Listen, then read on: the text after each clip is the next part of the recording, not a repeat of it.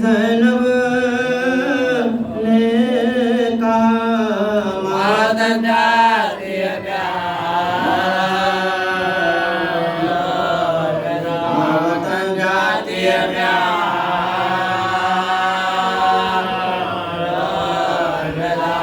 اسے آواز دیتے ہیں حسین لو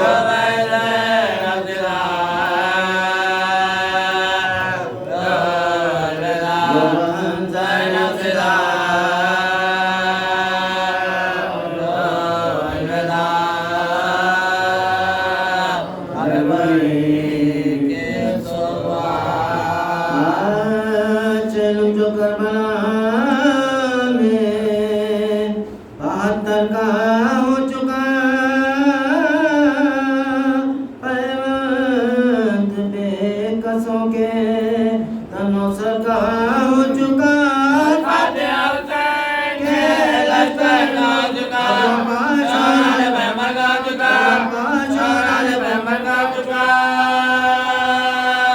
ماتم 3 روز رہے شور و شین سے سہیلی بڑھ بڑھ کے مزار حسین، سہیلی بڑھ بڑھ کے مزار حسین سے، جلا گئے غریبوں کا دل جلا، پھولوں کے ساتھ قبر پر لگتے جگر چڑھائے پیاروں کے مصطفیٰ کے سامان آتا، کا پکارے کلیجہ پکڑ گیا، کا پکارے کلیجہ پکڑ گیا۔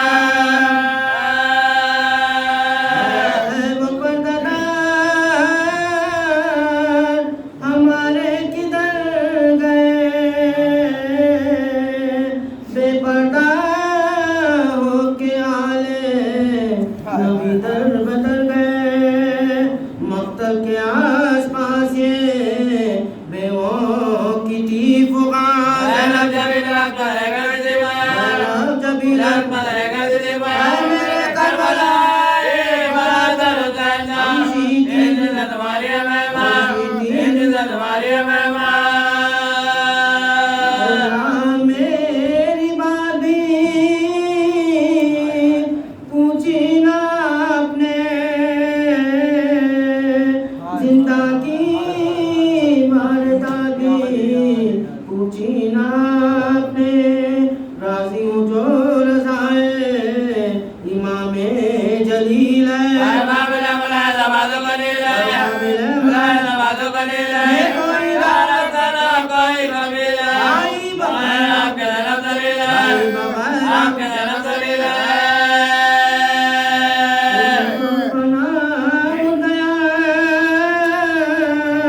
بے قانما ہوئی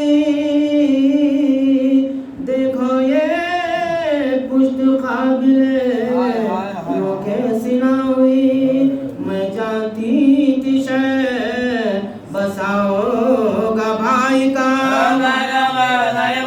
بتاؤ جو کرو گے تم سے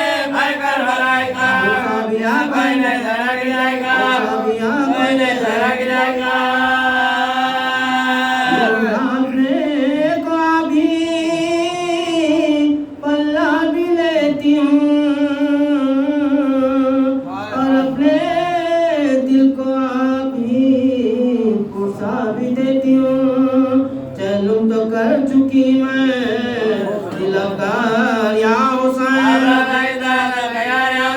روزہ کی بیٹا بھی آباد بھی ہے نادا، آخر کبھی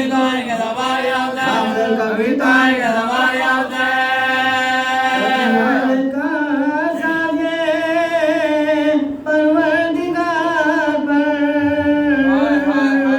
اس دم تو صاحبہ بھی نہیں ہے مزار پر، زینب پکاری کوچ کا سامان ہو گیا، میرے بھائی کا ویران ہو گیا، میرے بھائی کا ویران ہو گیا، حسین کا سلطان ہو گیا، مقام کا میدان ہو گیا، मैदान गया आई मुसाफिरों को मेरे वो ज़मीं पसंद दुनिया में जिस ज़मीं को बस्ती नहीं पसंद ऐ करबला है सरवरे दिलगीर अलविदा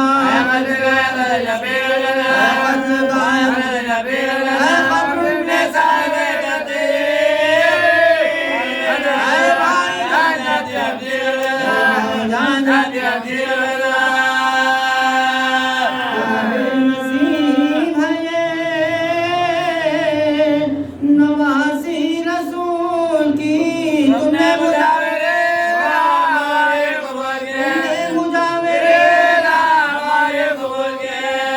भैया उठो गजावे में मुझको तुम ही बिठाओ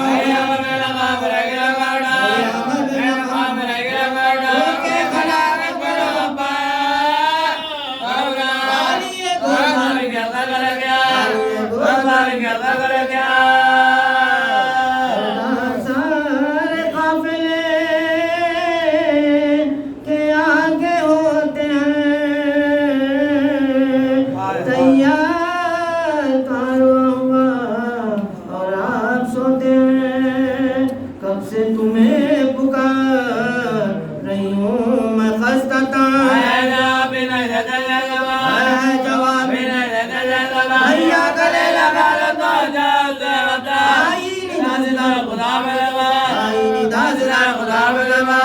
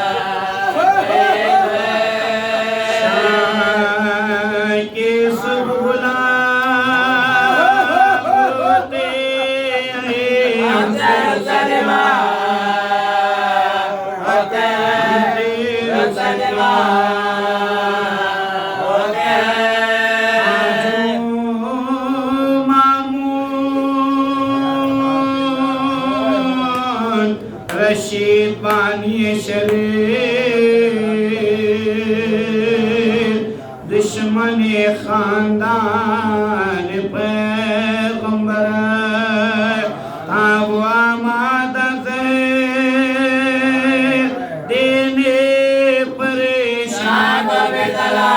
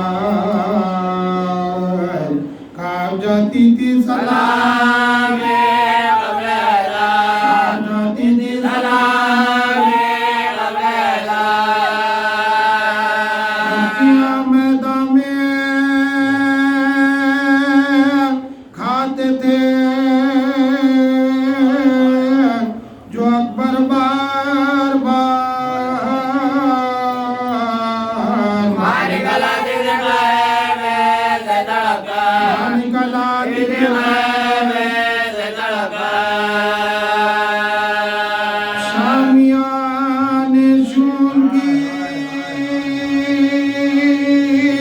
اللہ غرے سنگی دلی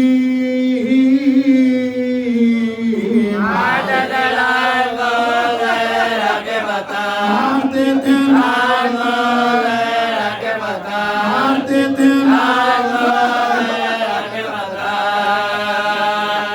شمر سے بولی سکینہ رحم کرے معصوم ہوں مارتا ہے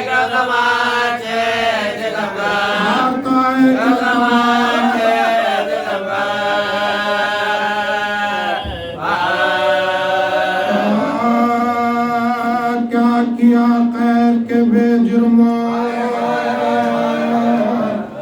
خطا کو مارا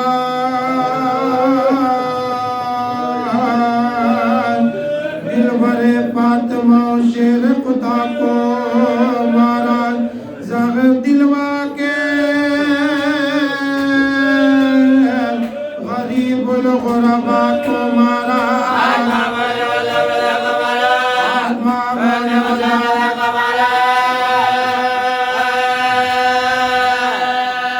آنکھ میں مل گئے پر گل باغ زہرا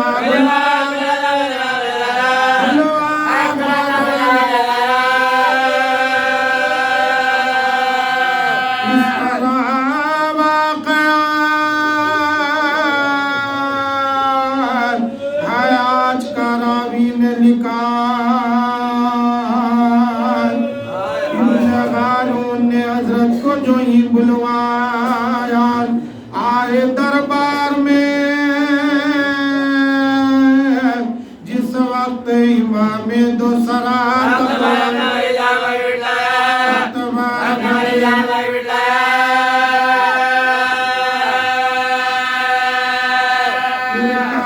شاہ سے فرمان یہ تو پیش کروں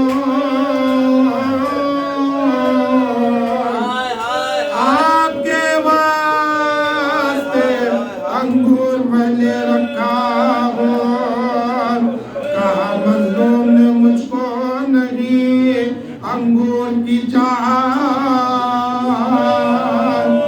اس لیے سامنے تشت جو تم نے رکھا کیا اسرار جو اس نے تو امام زیجان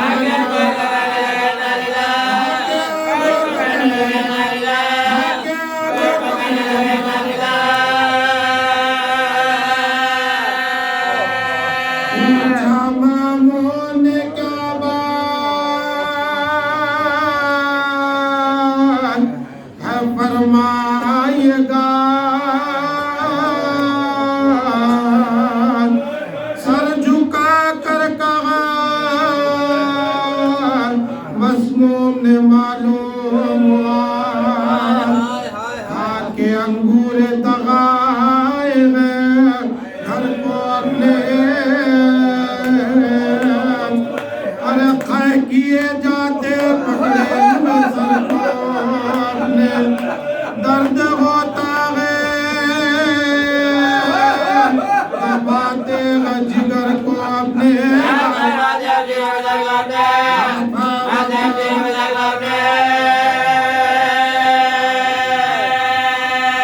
سیدوں بے کس و مظلوم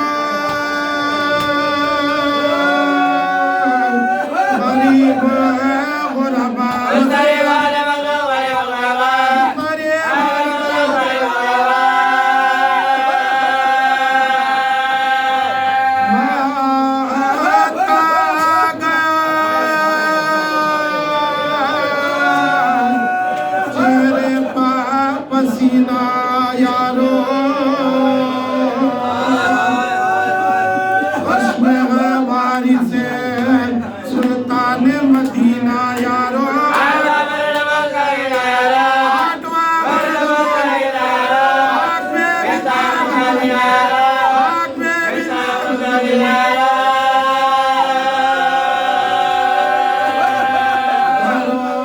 دیوار کو حسرت سے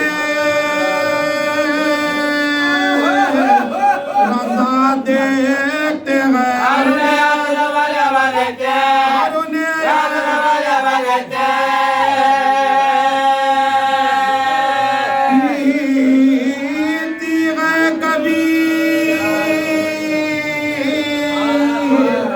سر کو کبھی دھراتی ہے فاطمہ اس طرح رونے کے لیے آتی ہے جانب عرش کھلا روح رضا جاتی ہے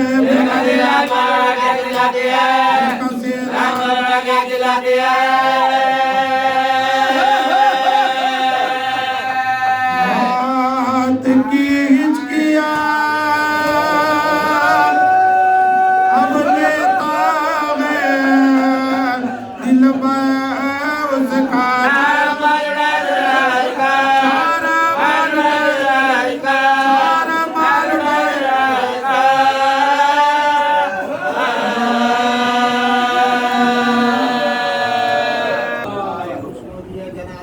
سلام اللہ علیہ بآواز بلند صلوات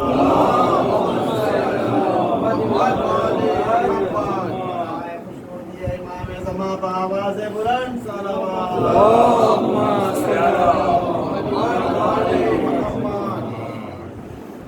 فضل اولاد ابراہیم ایک اعلان سماعت فرمائیں بتاریخ 22 صفحہ بعد نماز مغرب ہے عبادت خانہ حسینی میں ایک مجلس عظات منعقد ہوگی آپ خدا سے شرکت کی گزارش ہے الرحمن الرحیم فاتحہ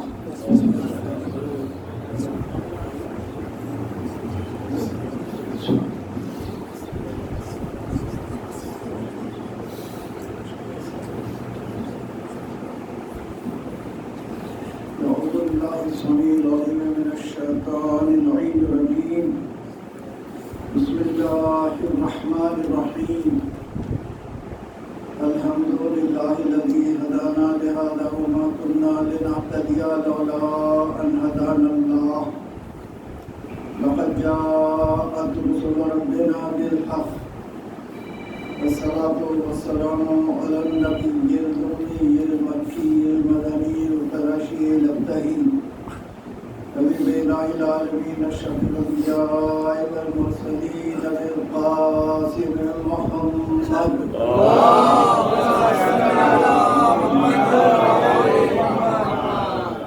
وعلى بيته الطيبين الطاهرين المعصومين المظلومين الذين أذهب الله عنهم الرجس وطهرهم تطهيرا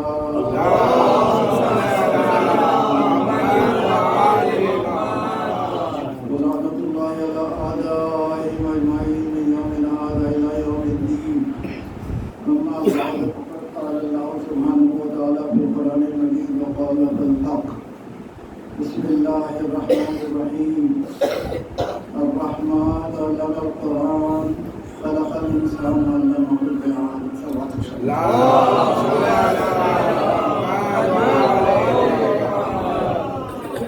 سورہ رحمان کی آیت کی تلاوت کا شرف حاصل کیا ہے ارشاد ہو رہا ہے کہ رحمان نے قرآن کی تعلیم دی پھر خلق کیا پھر بیان کا انداز عطا فرمایا سوال یہ پیدا ہوتا ہے کہ تعلیم قرآن پروردگار عالم نے ان ہستیوں کو کیسے دی کائنات میں آنے کے بعد تو ہم تعلیم حاصل کرتے ہیں کسی استاد سے ماں باپ سے سامنے کتاب رکھ کے درس دینے والا سامنے ہوتا ہے درس لینے والا ادھر بیٹھتا ہے کیا اہل بیت کو بھی پروردگار عالم نے درس اسی انداز میں دیا اگر آپ مانیں کہ اس انداز میں درس دیا تو اللہ اللہ نہیں رہتا اس لیے کہ اللہ کو ایک مقام پر نہیں بٹھایا جا سکتا تو پھر اب سوال پیدا ہوتا ہے کہ جب قرآن میں پروردگار عالم ارشاد فرما رہا ہے کہ رحمان نے قرآن کی تعلیم دی اور اس کے بعد خلق کیا، تو پھر تعلیم کیسے دی؟ دیکھیے اس سلسلے میں آپ کی خدمت میں عرض کروں کہ اللہ نے پہلے اعلان فرمایا ان تو قبل مخفیہ فاحببت ان اعرف فخلقت الخلق لا یعرف، میں چھپا ہوا خزانہ تھا، میں نے چاہا کہ پہچانا جاؤں تو میں نے ایک مخلوق کو خلق کیا۔ اب اللہ جس منزل پر اپنی معرفت چاہتا ہے، چاہیے یہ کہ اسی منزل پر اپنے صفات ادا کرے۔ اگر صفات میں کمی ہوتی ہے تو ایسی صورت میں معرفت میں کمی ہوگی۔ دیکھیے ہم کائنات میں جو معرفت حاصل کرتے ہیں، جیسے علم حاصل کرتے ہیں ویسے ہی معرفت بھی حاصل کرتے ہیں۔ کسی کے ذریعے سے ہمیں معرفت ملتی ہے یا کائنات کی چیزوں کو دیکھ کے ہم معرفت حاصل کرتے ہیں، یعنی معلول کے ذریعے علت تک پہنچتے ہیں، مصنوع کے ذریعے ثانی تک پہنچتے ہیں۔ لیکن کیا یہ ہستیاں جب پروردگار عالم نے انہیں خلق کیا ہے، رسالت میں ارشاد فرماتے ہیں اول ما خلق اللہ نور، سب سے پہلے اللہ نے میرا نور خلق کیا، تو جب کچھ چیز تھی ہی نہیں کائنات میں، کائنات ہی نہیں تھی، کائنات کا سوال کیا ہے، کائنات ہی نہیں تھی، تو پھر ان لوگوں کو معرفت کیسے ملی؟ دیکھیے دو چیزیں ہیں، ایک ہے علم ہے، ایک ہے معرفت۔ علم کلیات سے متعلق ہے، اشیاء سے متعلق ہے، کشف شے کا نام علم ہے، اور معرفت شخصیت سے متعلق ہے۔ اب معرفت پروردگار عالم اس طرح ہوگی جب کائنات میں کچھ ہے ہی نہیں، ہم اللہ کو پہچانتے ہیں سورج کو دیکھ کے، چاند کو دیکھ کے، کائنات کو دیکھ کے، اس کی مخلوق کو دیکھ کے، کہ اس کمال کی منزل پر جب مخلوق ہے تو خالق کس کمال کی منزل پر۔ لیکن وہ ہستیاں جب اس کائنات میں آئی کچھ ہے ہی نہیں، تو اب انہیں معرفت کیسے ملی؟ انہیں علم قرآن کیسے ملا؟ آیا علم پہلے سے موجود تھا؟ نہیں تھا، اس لیے کہ یہ اول مخلوق ہے۔ رسالت میں ارشاد فرمایا ہے اول ما خلق اللہ نور، سب سے پہلے ہمارا نور خلق ہوا، تو قرآن بھی موجود نہیں تھا، قرآن بھی مخلوق ہے، تو بعد ہے ان کے، تو اب قرآن کا وجود کیسے ہوا، انہیں تعلیم کیسے دی گئی؟ تو اس سلسلے میں آپ کی خدمت میں عرض کروں کہ پروردگار عالم نے اپنی معرفت کے لیے اپنے جو صفات دیتا چلا گیا، چونکہ خالق نے خلق کیا تھا یا صادر کیا تھا اس نور کو، اس میں کوئی کمی نہیں تھی، جذب کی صلاحیت کمال پر تھی، اور دینے والا وہ بخیل نہیں تھا اللہ، وہ چاہتا تھا کہ میری معرفت ہو، تو کمال معرفت کے لیے ضروری تھا کہ اپنے سارے صفات دے دے، لہذا پروردگار عالم نے صفات سارے دے دیے، اور جب سارے صفات دے دیے تو ایک منزل پر دیکھا کہ بالکل یہ نور عکس قرار پا رہا، جب عکس قرار پا رہا ہے تو چونکہ وہ تھا احد اور یہ تھے ممکن، لہذا امکان کا میم لگا کے احمد بنا دیا، احد کو احمد بنا دیا، اور دو حصے کر کے ایک سے کہا کن محمد اور ایک سے کہا کن علی، سوا دے کر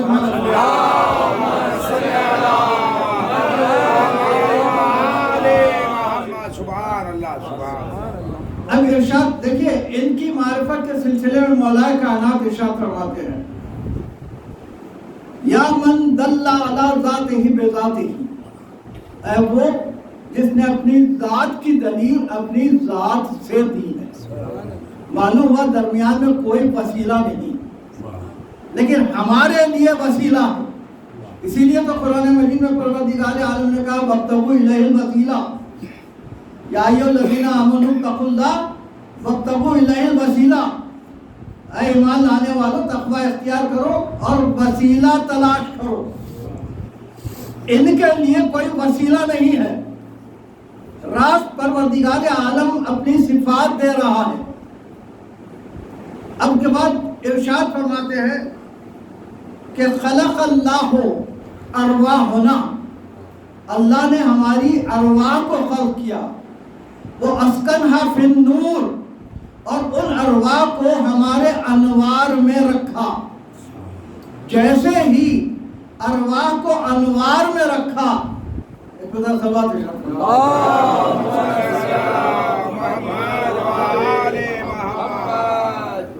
جیسے ہی ارواح کو انوار میں رکھا، اب آپ ارشاد فرماتے ہیں فانطقنا وسبحنا وحللنا، ہم نطق کرنے لگے، ہم تسبیح کرنے لگے، ہم تحلیل کرنے لگے. معلوم ہوا جیسے ہی نور میں ارواح کو رکھا گیا، انہوں نے نطق کرنا شروع کیا. ان کا نطق تھا کیا تھا ان کا نطق؟ ان کا نطق وہی آیات قرآنی تھی. اسی لیے تو قرآن ناطق کہلاتے ہیں. دنیا میں آ کے قرآن ناطق نہیں بنے، بلکہ اپنی تخلیق کے وقت سے قرآن ناطق ہے.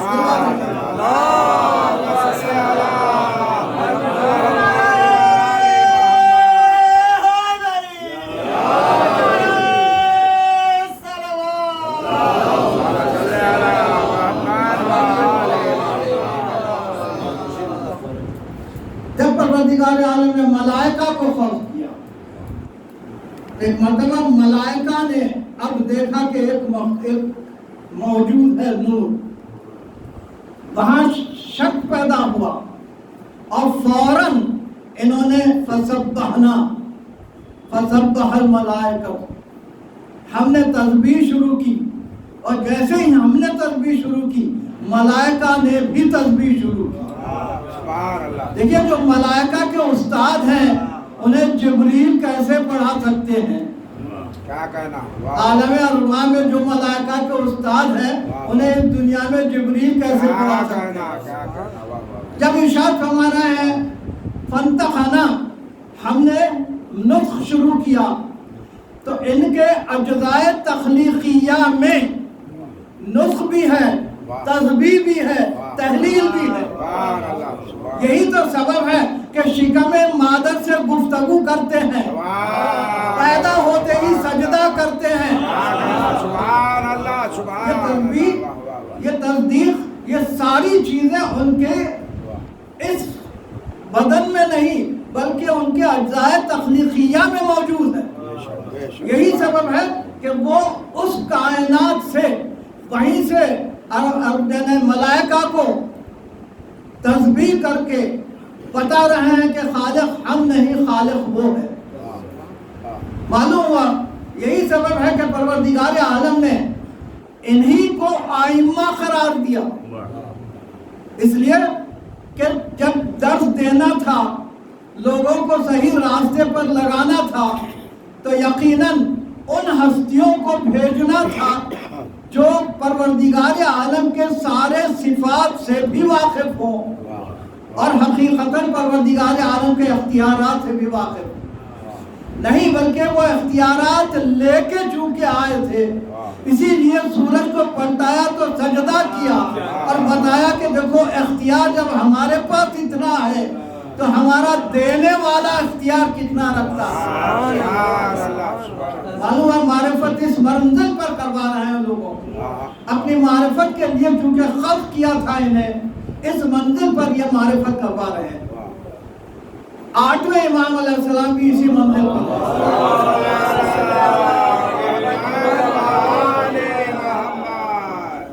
دیکھیے مولا کائنات نے کچھ دعوے کیے لیکن ان کی دلیل پیش کرنے کا موقع نہیں ملا.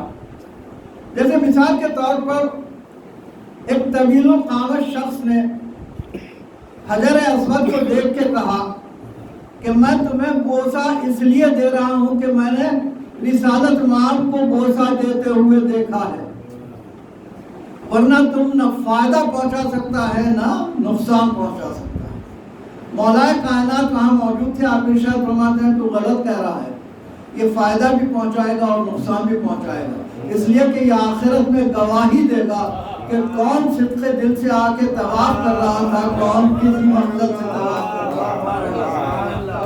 लेकिन दलील का मौका नहीं मिला मौलाए कायनात। तो अब वो दलील चौथे इमाम अलैहिस्सलाम, इमाम ज़ैनुल आबिदीन अलैहिस्सलाम,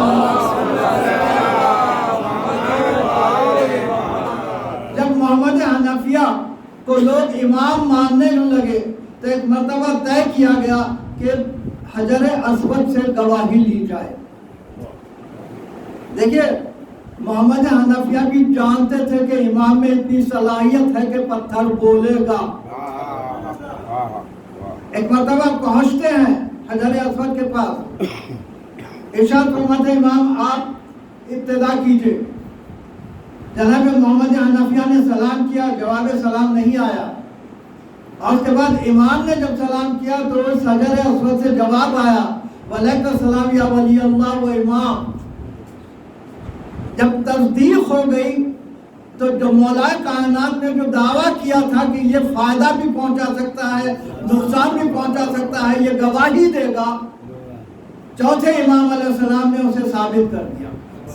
इसी तरह मौलाए कायनात ने इरशाद फरमाया, अनल अम्रो बैनल काफ़े वन नून, कुन के काफ और नून के दरमियान जो अम्र है वो मेरी जात है। आठवें इमाम अलैहिस्सलाम उसकी तस्दीक कर रहे हैं। जब एक मौका ऐसा आया कि जहाँ क़हत पड़ गया और लोगों ने कहा कि आप दुआ फरमाइए, तो आपने दुआ फरमाई, बारिश हुई, चर्चा होने लगा कि इमाम के सबब से बारिश हुई। तो जलने वाले तो थे, हमीद नामी एक शख्स कहता है कि मैं इसकी हकीकत मालूम करूंगा। एक मर्तबा दावत हुई, दावत पे वो भी बैठा था, दूसरे भी बैठे थे, इमाम भी तशरीफ फरमा थे। एक मर्तबा कहता है कि आजकल आपकी बड़ी फजीलतें बयान हो रही हैं जो आप में नहीं है। कहा चाहता क्या है? कहा कि लोग कहते हैं कि आपने बारिश बरसाई, आपके सबब से बारिश हुई। तो इमाम ने इरशाद फरमाया, बारिश बरसाने वाला तो हकीकतन वो है, लेकिन मेरी दुआ जरूर थी जो उसने कबूल की, उसने रद्द नहीं की, वो हमारी दुआओं को रद्द नहीं करता। एक मर्तबा कहता है कि अगर इतनी ही बात सही है तो फिर शेर खालिन से कहिए कि ये मुझे खा जाए। देखिए, नामुमकिन चीज का तकादा कर रहा है, उसे ये नहीं पता कि इनके लिए कोई चीज नामुमकिन है। एक मर्तबा फौरन आपने इशारा किया और बाद रिवायतों में है कि कहा कि कुन असदा, वही कुन जिसके लिए मौलाए कायनात ने कहा अनल अम्रो बैनल काफे वन नून, काफ और नून के दरमियान मैं अमर हूँ। तो मौलाए कायनात के इस कौल की तस्दीक आठवें इमाम अलैहिस्सलाम उसको शेर बना के बता रहे हैं। एक बात और आपकी खिदमत में अर्ज कर दूं, जब हमारे बच्चे पैदा होते हैं तो उनमें शऊर नहीं होता, लेकिन मौला ने उसे जो शेर बनाया है इतने शऊर के साथ बनाया कि वो जाके सीधे दुश्मन ही को खाता है, किसी और को नुकसान नहीं पहुंचाता के शऊर के साथ खल्क किया। यही नहीं बल्कि अल्लाह की सिफत यह है कि जब वो किसी को खल्क करता है तो उसकी ग़िज़ा का इंतज़ाम कर देता है। बच्चा भी पैदा होता है तो माँ को दूध दे देता है। मौला ने भी शेर बनाया तो उसकी ग़िज़ा का इंतज़ाम कर दिया। क्या कहना?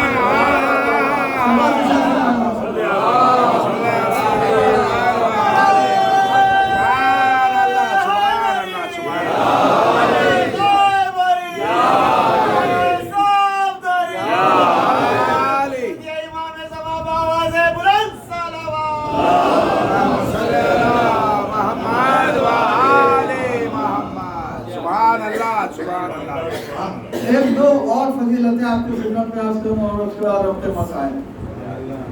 مولا کو جب بلایا گیا ہے اور آپ پہنچے ہیں نئے شاہپور کی منزل پر تو وہاں استقبال کے لیے سارا شہر جمع تھا اور روایت یہ کہتی ہے کہ 24,000 قلمدان لوگ لے کے آئے تھے تاکہ آپ سے حدیث سن کے لکھ لیں. جب سواری پہنچی ہے تو تقاضا کیا گیا کہ ہم جمال رسالت دیکھنا چاہتے ہیں. یعنی دنیا واقف تھی کہ جمال رسالت اگر کہیں مل سکتا ہے تو اسی خاندان میں مل سکتا ہے, کہیں اور نہیں. ایک مرتبہ امام نے پردہ اٹھایا, اپنی زیارت کرائی اور اس کے بعد لوگوں نے تقاضا کرنا شروع کیا کہ مولا کوئی حدیث سنائیے. تقاضا صرف حدیث سنانے کا تھا, اسناد کا نہیں تھا. ایک مرتبہ مولا نے ارشاد فرمایا مجھ سے میرے بابا مرشد کاظم نے, ان سے ان کے بابا جعفر صادق نے, اور اس کے بعد سلسلے کو لے جا کے رسالت مآب سے ملایا اور اس کے بعد ارشاد فرماتے ہیں کہ رسالت مآب کو جبریل نے, اور جبریل نے دیکھا کوہ اس پہ لوح محفوظ پر, اور اس کے بعد کیا لکھا تھا, لا الہ الا اللہ حسنی من دخل حسنی آمنا من عذاب. لا الہ الا اللہ میرا خلا ہے اور جو اس خلے میں داخل ہو گیا وہ عذاب سے امن میں آ گیا. اس کے بعد پردہ گر گیا, پھر سواری کچھ آگے بڑھی. اس کے بعد ارشاد فرمایا وہ بے شرط ہاں وہ بشروط ہاں. ایک شرط بھی کہا آپ نے, شروط بھی کہا. حالانکہ شرط واحد ہے, شروط ہاں جمع ہے. اگر صرف ارشاد فرما دیتے بے شروط ہاں تو یہ بھی کافی تھا, لیکن بلاغت امام ہی کا حصہ ہوتی ہے اور ہر لفظ میں کوئی نہ کوئی مصلحت ضرور ہوتی ہے. تو آپ نے ارشاد فرمایا بے شرط ہاں وہ شروط ہاں. شرط کے لیے رسالت مآب کی طرف اشارہ تھا, شروط ہاں کے لیے ائمہ کی طرف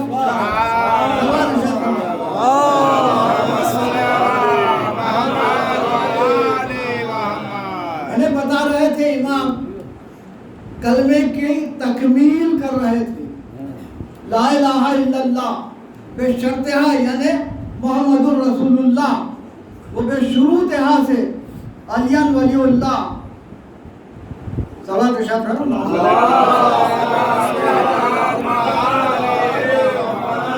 اب سوال یہ پیدا ہوتا ہے کہ آپ نے تسلسل کیوں بتایا راویوں کا؟ اس لیے بتایا کہ آپ یہ بتانا چاہتے تھے کہ ہم کسی غیر معصوم سے کوئی روایت نہیں بیان کرتے. ہماری جتنی روایتیں ہیں وہ سارے معصوم سلسلے سے, سارے معصوم سلسلے سے ہیں.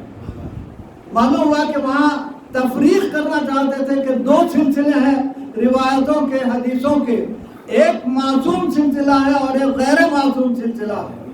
اور یہ جو سلسلہ بیان کیا احمد ابن حنبل کہتے ہیں کہ یہ وہ سلسلہ ہے کہ اگر کسی دیوانے پر دم کر دیا جائے تو وہ دانا ہو جاتا ہے.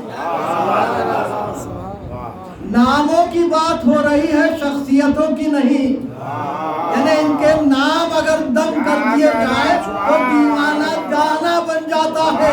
جب نام میں یہ اثر ہے تو شخصیتوں میں کیا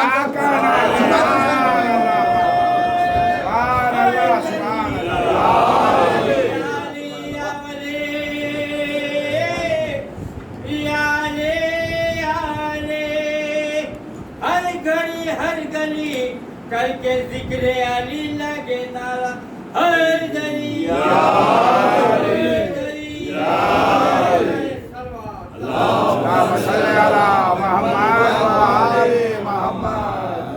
ایک بات اور آپ کی خدمت میں عرض کروں. ایک شخص محمد بن عیسیٰ نام, وہ کہتا ہے میں نے خواب میں دیکھا کہ مقامی مسجد میں رسالت مآب تشریف لائے ہیں اور آپ کے سامنے ایک طبق کھجوروں کا رکھا ہوا ہے.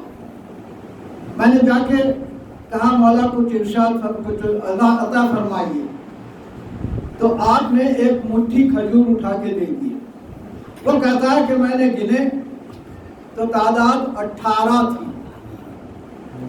میں فکر میں تھا کہ یہ 18 کھجور کس بات کی دلیل ہے، اس کی تعبیر کیا ہے۔ وہ یہ غالباً یہ سوچ رہا تھا کہ میری اس حیات کے شاید 18 دن باقی رہ گئے، یا 18 مہینے، یا 18 سال۔ اگر آج ہمارے دور میں اگر ہم خواب دیکھیں تو ہم یہ سوچیں گے جب رسالت مآب نے 18 کھجور دیے ہیں تو یقیناً 18 کروڑ تو ملنا چاہیے۔ یہ دور کی تبدیلی ہے۔ اس زمانے میں وہ سوچ رہے تھے کہ اس کی تعبیر کیا ہے۔ تو ایک مرتبہ کچھ ہی دن گزرے کہ معلوم ہوا کہ امام رضا علیہ السلام تشریف لائے،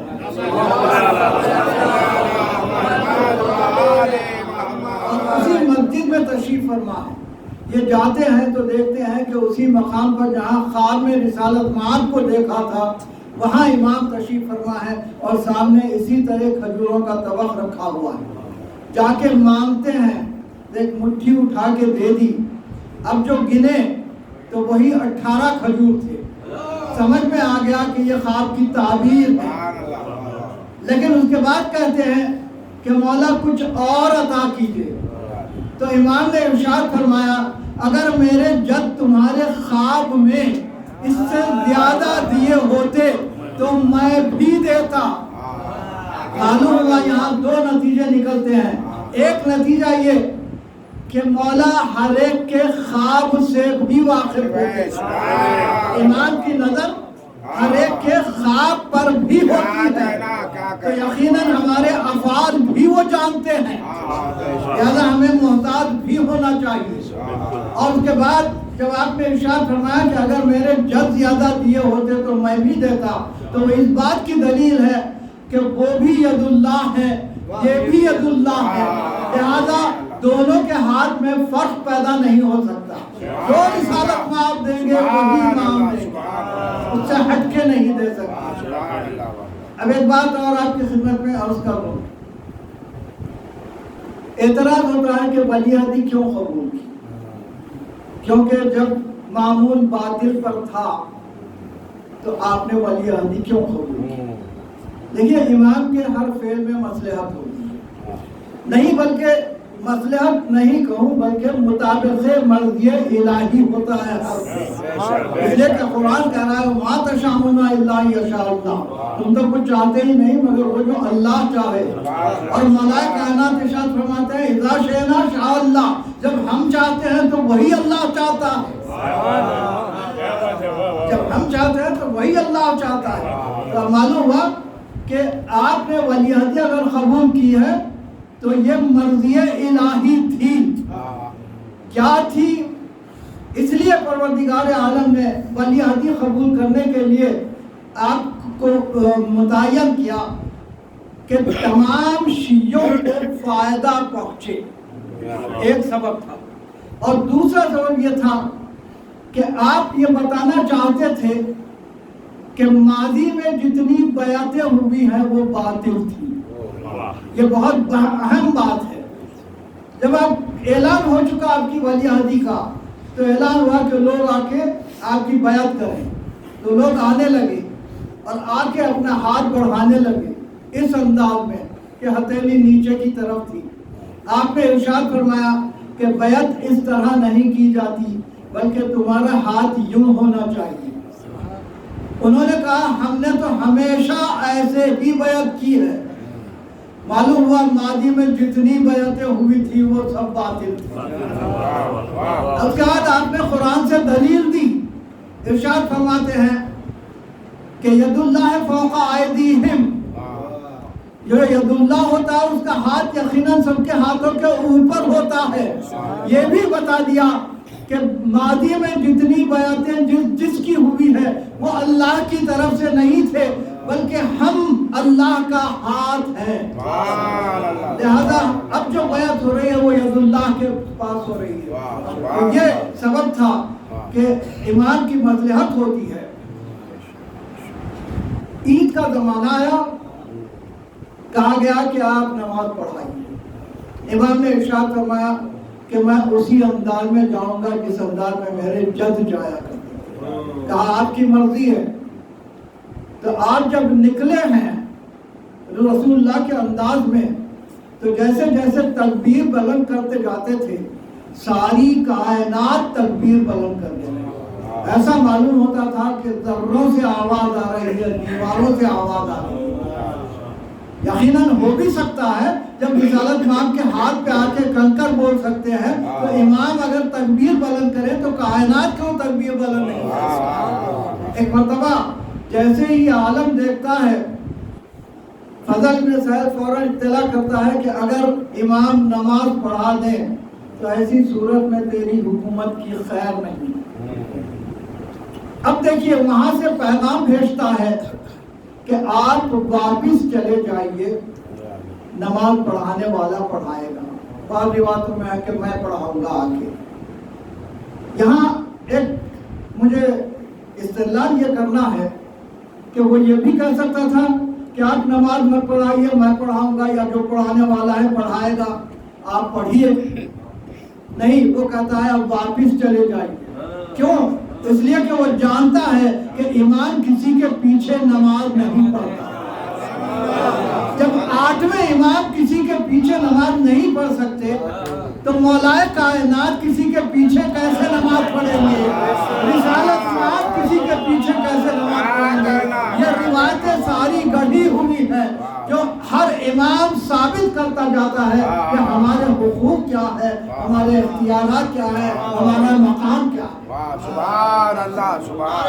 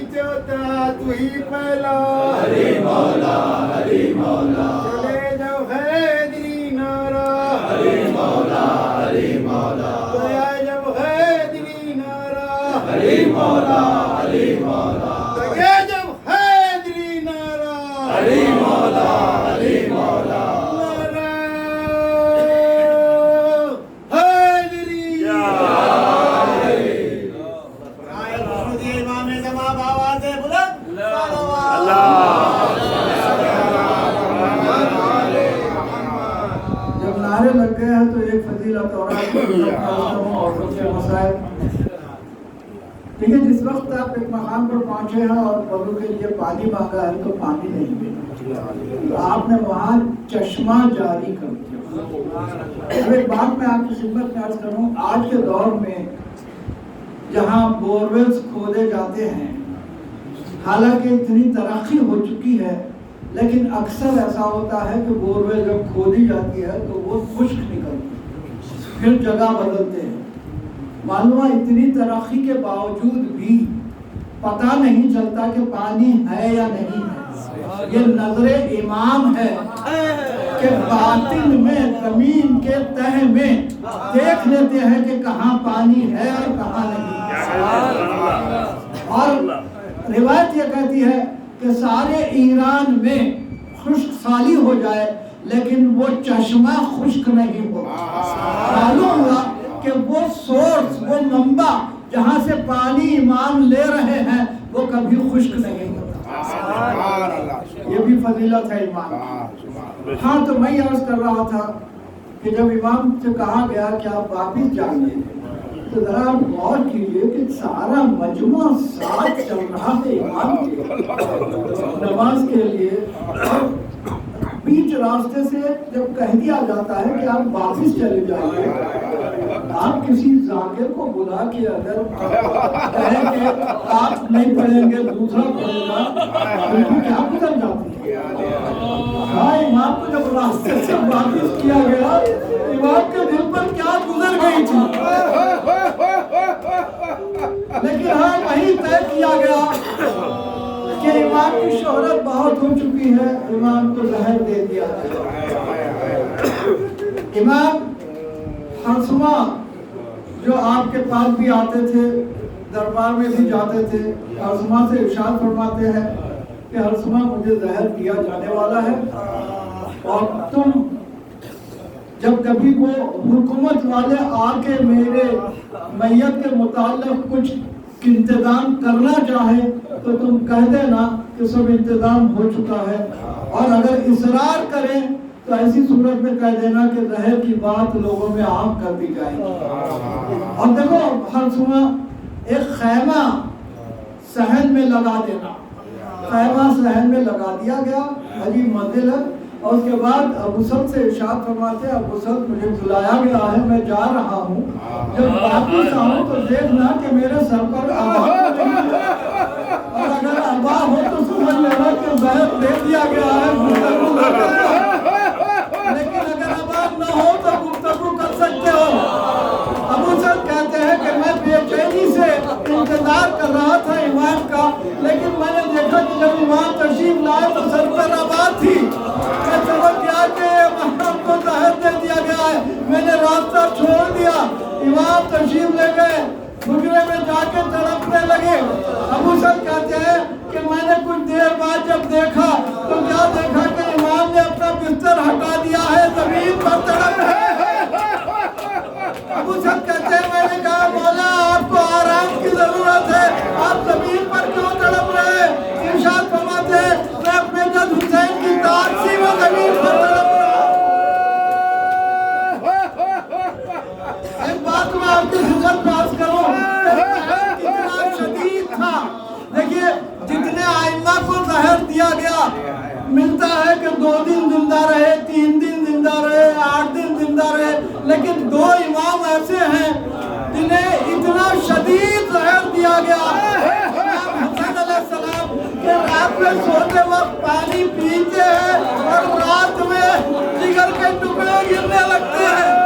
8ویں امام کہ بابا دودھ کھائے اور گھر میں آ کے ایک مرتبہ تڑپنے لگے، جگر کے ٹکڑے گرنے لگے، اتنا شدید زہر تھا۔ اس کے بعد ابو سلط کہتے ہیں کہ میں نے دیکھا کہ ایک کم سن بچہ گھر میں آ چکا ہے، میں نے پوچھا کہ صاحبزادے آپ کون ہیں اور کیسے آ گئے؟ تو اس نے کہا کہ میں امام کا بیٹا ہوں اور مجھے پروردگار عالم نے مصر مدینے سے یہاں بھیجا ہے، گھر کے اندر بھیج دیا ہے۔ اور اس کے بعد ایک مرتبہ جا کے اپنے بابا سے ملتے ہیں، اسرار امامت سپرد کیے گئے، اور اس کے بعد نوے امام ارشاد فرماتے ہیں ابو سلط فلاں مقام پر غسل کا سامان رکھا ہوا ہے، وہ لا کے خیمے میں رکھ دو۔ ابو سلط کہتے ہیں میں نے کبھی وہاں کوئی غسل کا سامان نہیں دیکھا تھا، لیکن نوے امام نے جب کہا تو میں جب جا کے دیکھا تو وہاں غسل کا سامان رکھا ہوا تھا، میں لے کے آیا اور اس کے بعد خیمے میں رکھ دیا۔ امام نے ارشاد فرمایا تم دور ہٹ جاؤ، اور اس کے بعد امام نے امام کو غسل دیا، کفن پہنایا، اور اس کے بعد نماز جنازہ پڑھی۔ میں عرض کروں اس کے بعد جنازہ آسمانوں میں بلند ہو گیا۔ ابو سلط کہتے ہیں میں پریشان ہوا کہ حکومت والے آئے تو کیا کہوں گا۔ امام ارشاد فرماتے ہیں کہ ملائکہ نماز پڑھنے کے لیے لے گئے ہیں، کچھ ہی دیر میں واپس آ جائے گا جنازہ، لیکن ہاں جنازہ واپس آیا اور اس کے بعد تدفین ہوئی۔ لیکن میں آپ کی خدمت میں عرض کروں کہ اگر بیٹا مدینے میں بھی ہو تو پروردگار عالم مجھے بھیج دیتا ہے کہ اپنے بابا کا تدفین ہو۔ آئے کربلا کے میدان میں سید سجاد ہاتھوں میں ہتھکڑیاں، پاؤں میں بیڑیاں، گلے میں خاردار صاحب، کمر میں لنگر۔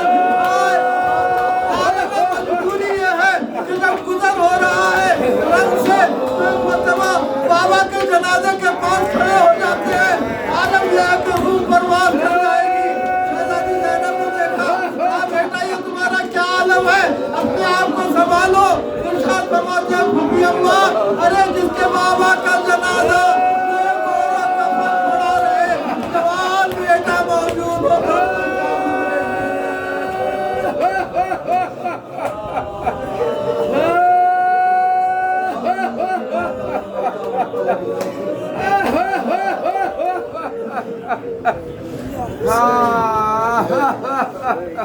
गुरबत में उठ रहा है जनाजा गरीब का, अर्ज़ो समा में शोर है बरपा गरीब का, अर्ज़ो समा में शोर है बरपा गरीब का, गुरबत में उठ रहा है जनाजा गरीब का, अर्ज़ो समा में शोर है बरपा गरीब का। कहते हैं पीठ पीठ के सर पे का गरीब, कहते हैं पीठ पीठ के सर पे का गरीब, सर से हमारे उठ गया साया गरीब का, सर से हमारे उठ गया साया गरीब का, में उठ रहा है जनाजा गरीब का, अर्ज़ो समा में शोर है बरपा गरीब का। अंगूरे जहरदार उतरते ही हल्क से, अंगूरे जहरदार उतरते ही हल्क से, है हुआ है कल्ब दोबारा गरीब का, है हुआ है कल्ब दोबारा गरीब का, गुरबत में उठ रहा है जनाजा गरीब का, अर्ज़ो समा में शोर है बरपा गरीब का, अंगूरे लहरदार उतरते हैं हल्क से, अंगूरे लहरदार उतरते ही हल्क से, है हुआ है कल्ब दोबारा गरीब का, है हुआ है कल्ब दोबारा गरीब का, गुरबत में उठ रहा है जनाजा गरीब का, अर्ज़ो समा में शोर है बरपा गरीब का। कहते हैं पीठ पीठ के तरफ का तो गरीब, कहते हैं पीठ पीठ के तरफ का तो गरीब, सर से हमारे उठ गया साया गरीब का, सर से हमारे उठ गया साया गरीब का, गुरबत में उठ रहा है जनाजा गरीब का, अर्ज़ो समा में शोर है बरपा गरीब का। दुनिया से खज़ा हाय हाय डर गए, दुनिया से खज़ा हाय हाय, बेकसो मज़लूम रज़ा हाय हाय, बेकसो मज़लूम रज़ा हाय हाय, जरे अला दुनिया हाय हाय, जरे अला दुनिया हाय हाय हाय, शाबाश शाबाश शाबाश